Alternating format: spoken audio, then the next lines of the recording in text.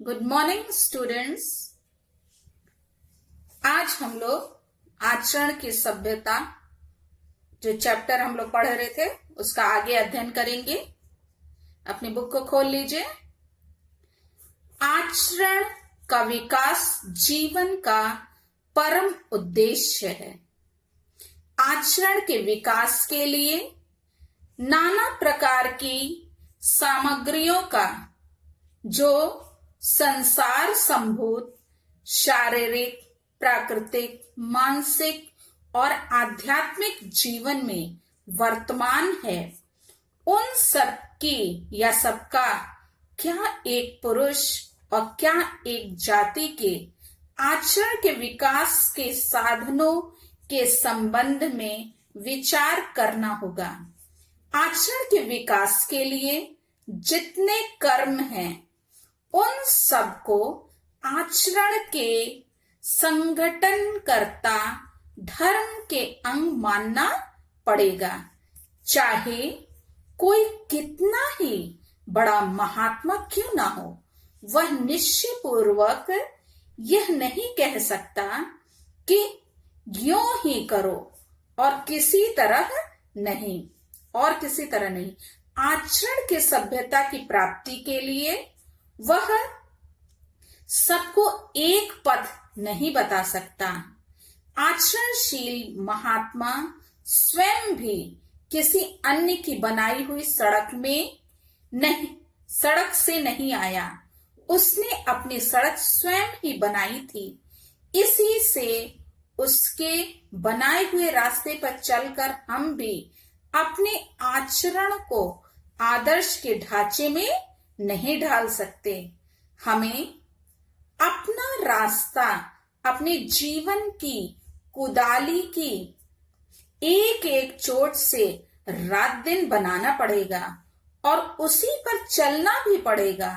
हर किसी को अपने देश काल अनुसार राम प्राप्ति के लिए अपनी नया आप ही बनानी पड़ेगी और आप ही चलानी भी पड़ेगी।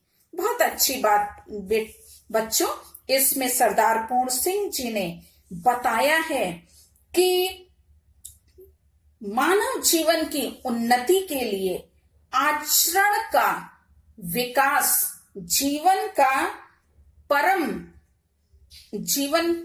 के लिए क्या है, जीवन की उन्नति के लिए परम आवश्यक है।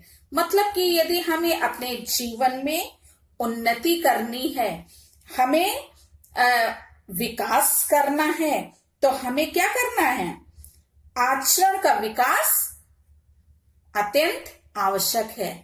आज यहाँ पे आगे ये बता रहे हैं कि हमारे जीवन का एकमात्र उद्देश्य होना चाहिए आचरण की प्राप्ति करना, आचरण का विकास करना। प्रत्येक व्यक्ति के जीवन का महान उद्देश्य जो है वो आचरण का विकास ही होना चाहिए। आचरणहीन व्यक्ति क्योंकि वो उन्नति नहीं कर सकता है, इसलिए उन्नत जीवन के लिए आचरण का विकास करना ही होगा।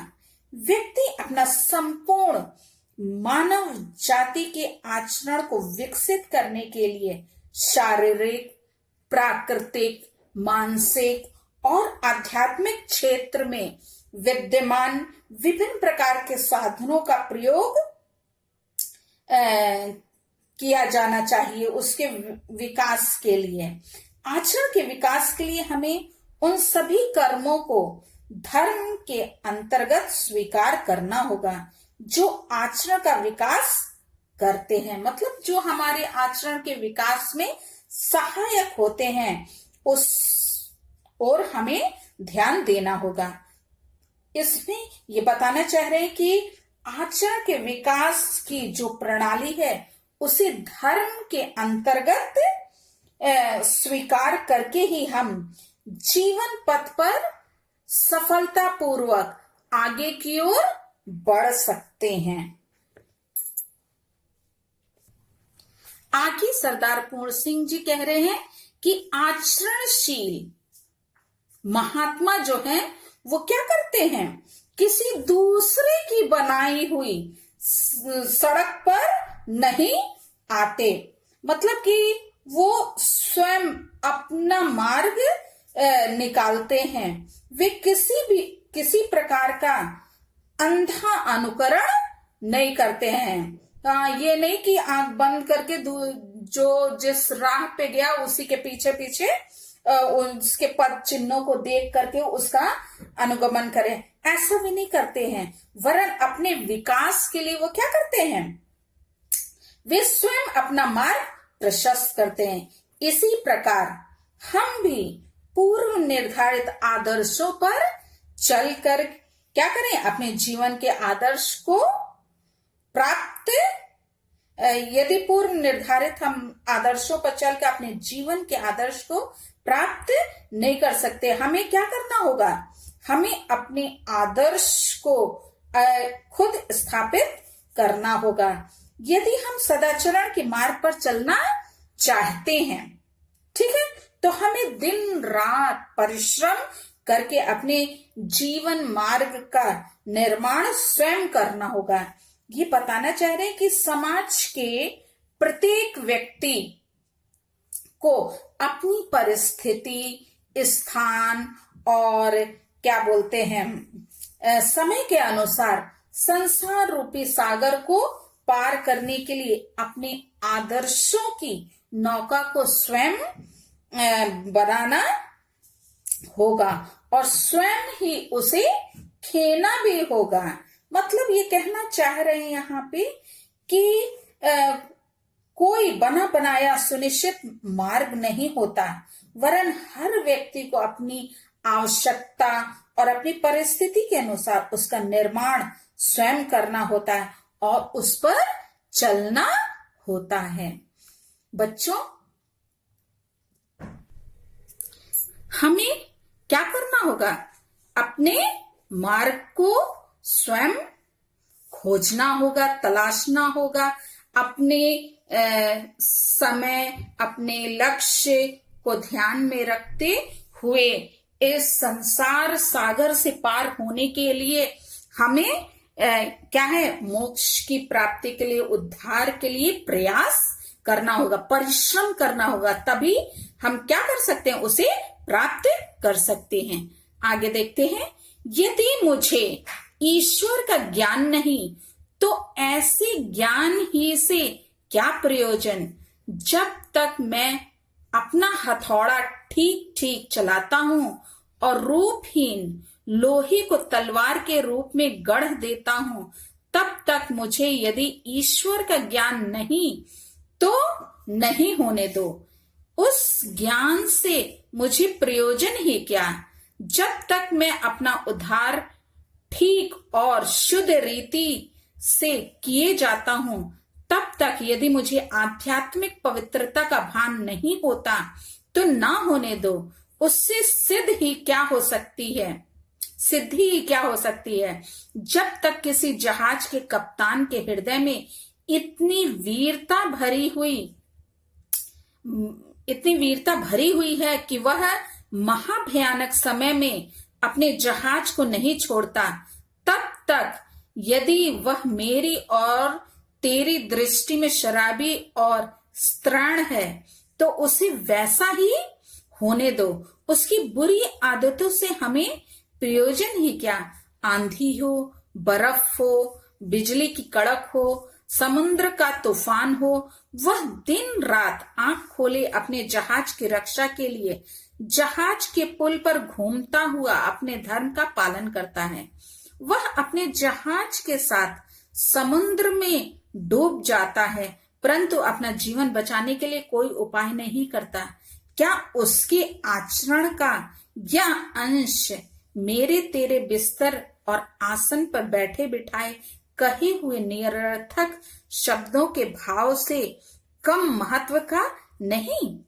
इसमें बच्चों, इस पैराग्राफ में सरदार पूर्ण सिंह जी ने अपनी भावनाओं की अभिव्यक्ति करते हुए बताया है कि यदि व्यक्ति अपने कर्तव्य का पालन कैसे कर रहा है, पूरी तत्परता से करता है, तो उसके लिए ईश्वरीय ज्ञान की प्राप्ति होना आवश्यक नहीं है। यहाँ उदाहरण बच्चों ये जहाज के कप्तान के द्वारा यहाँ इन्होंने स्पष्ट किया है कि कप्तान कैसे, उसका चरित्र कैसा ही क्यों ना हो, किंतु उसने क्या किया है, अपने यात्रियों की सुरक्षा किस प्रकार से की, वो कैसे अपने कर्तव्य को निभा रहा है, इसको यहाँ इन्होंने बताया है। देखो बच्चों, इसमें सरदार पूर्ण सिंह जी कहते हैं कि यदि कोई लोहार जो है वो क्या कर रहा है, लोहार अपने हथौड़े को ठीक प्रकार से चलाना जानता है तथा वह लोहे के किसी टुकड़े को अपने हथौड़े से पीट पीट करके तलवार के रूप में बदल देने की कला में वो निपुण है, तो यही ज्ञान उसके लिए महत्वपूर्ण है। उसके लिए जरूरी नहीं कि वो ये जाने कि ईश्वर क्या है, ठीक है। यहाँ ये बताना चाह रहे हैं ये उसके लिए महत्वपूर्ण नहीं है। इस बात को नहीं जानता कि ईश्वर क्या है, अथवा यदि वह मोक्ष के मार्ग को नहीं पहचानता, उद्धार के मार्ग को नहीं पहचानता, तो यह उसके लिए आवश्यक भी नहीं है। सरदार पूर्ण सिंह कहते हैं यहाँ पे कि यदि कोई व्यक्ति अपना आचरण ठीक रखता है, ठीक है, उसकी आत्मा पवित्र है और उसके कर्म शुद्ध तथा कैसे हैं, अच्छे हैं, मतलब कि उसका आचरण जो है वो अच्छा है, सद है, और वो कोई गलत कार्य नहीं करता है, तो उसके लिए यही क्या है, पर्याप्त है। यदि उसे आध्यात्मिक और दर्शन के गुण रहस्यों का ज्ञान नहीं है तो ना हो, इस अज्ञान से उसका कोई भी अहित नहीं होता है। क्यों नहीं होता है? क्योंकि वह क्या है, बड़ी ईमानदारी से अपने कर्तव्य का निर्वहन वो करना जानता है। वो जिस कार्य को करता है पूरी ईमानदारी से करता है, इसलिए जरूरी नहीं है कि वो क्या करे, दर्शन की बातें यानी धर्म की बातों को, उसके गुण रहस्यों को, आध्यात्मिकता की ओर वो चले, जरूरी नहीं है। यदि वो अपने कर्तव्य को क्या कर रहा है, बड़ी ईमानदारी से उसका पालन कर रहा है, तो यही उसके लिए अच्छी बात होगी। आगे है बच्चों, ना मैं किसी गिरजे में जाता हूं, ना किसी मंदिर में, ना मैं नमाज पढ़ता हूं, ना रोजा ही रखता हूं, ना संध्या ही करता हूं, और ना कोई देव पूजा ही करता हूं, ना किसी आचार्य के नाम का मुझे पता है, और ना किसी के आगे मैंने सिर ही झुकाया है, तो इससे प्रयोजन ही क्या और इससे हानि भी क्या। मैं तो अपनी खेती करता हूं, अपने हल और बैलों को प्रातःकाल उठकर प्रणाम करता हूं। मेरा जीवन जंगल के पेड़ों और पत्तियों की संगति में गुजरता है। आकाश के बादलों को देखते मेरा दिन निकल जाता है। मैं किसी को धोखा नहीं देता। हाँ, यदि मुझे कोई धोखा दे तो उससे मेरी कोई हानि नहीं।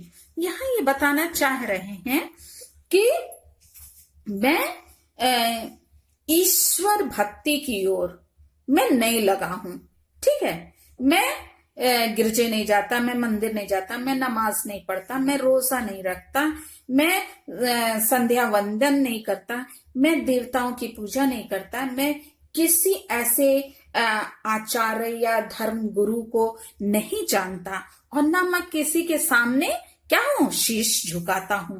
फिर भी इन सब से क्या प्रयोजन, मतलब कि इस सब से ये बात कहना चाह रहे हैं कि इस सब से हमें किसी भी प्रकार की कोई हानि नहीं है। यदि मैं ऐसा नहीं करता हूं तो इससे मुझे कोई क्या है, कष्ट भी नहीं है।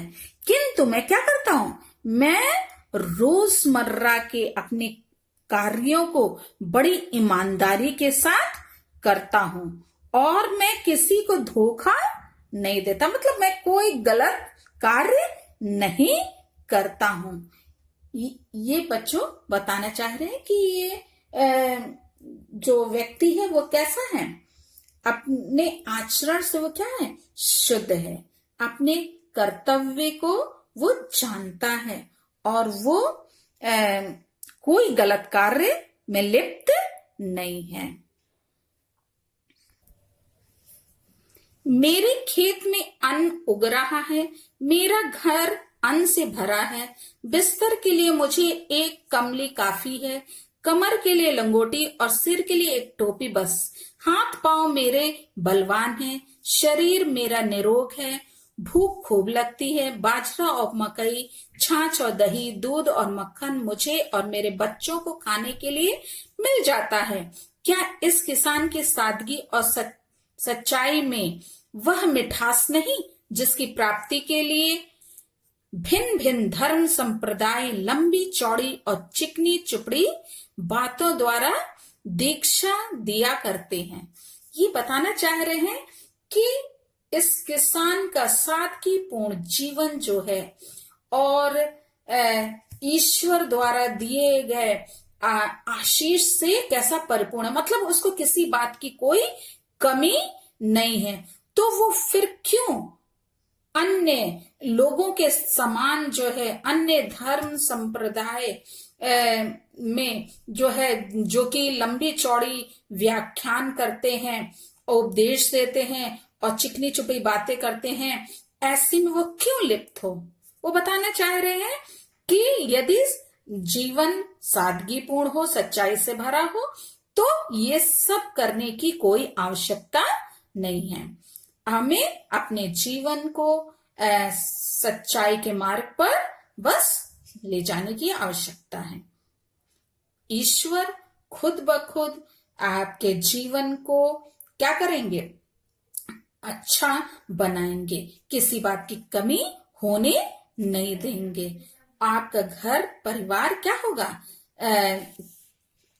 भरा पूरा रहेगा, वो इसमें बताया है। आगे का बच्चों हम लोग बाद में पढ़ेंगे। Thank you.